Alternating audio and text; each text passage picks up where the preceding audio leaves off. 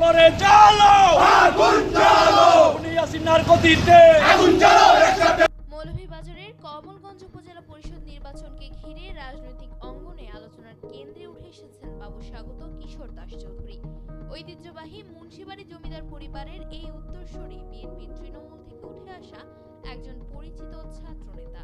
বর্তমানে তিনি মৌলভীবাজার জেলা বিএনপির আহ্বায়ক কমিটির সদস্য এবং সাবেক স্বেচ্ছাসেবক দলের সভাপতি।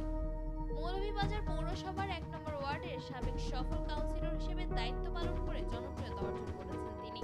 এবার তিনি কমলগঞ্জ উপজেলা চেয়ারম্যান পদে প্রার্থিতা ঘোষণা করেছেন। রাজনৈতিক বিশ্লেষকদের মতে বৈচিত্র্যময় জনসংখ্যার কারণে এই উপজেলার ভোটের সমীকরণ বেশ জটিল। তবে ব্যক্তিগত ভাবমূর্তি ও সাধারণ মানুষের পাশে থাকার কারণে তিনি ইতিমধ্যেই ব্যাপক গ্রহণযোগ্যতাও পেয়েছেন। শহর কেন্দ্রিক রাজনীতি থেকে বের হয়ে এখন তিনি কমলগঞ্জের প্রত্যন্ত এলাকায় নিয়মিত যোগাযোগ রাখছেন।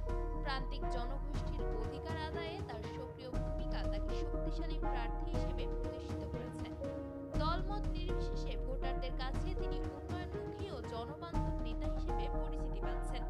স্থানীয় সচেতন মহলের মতে তার অংশগ্রহণ এবারের নির্বাচনে নতুন মাত্রা ও প্রতিদ্বন্দ্বিতা সৃষ্টি করবে।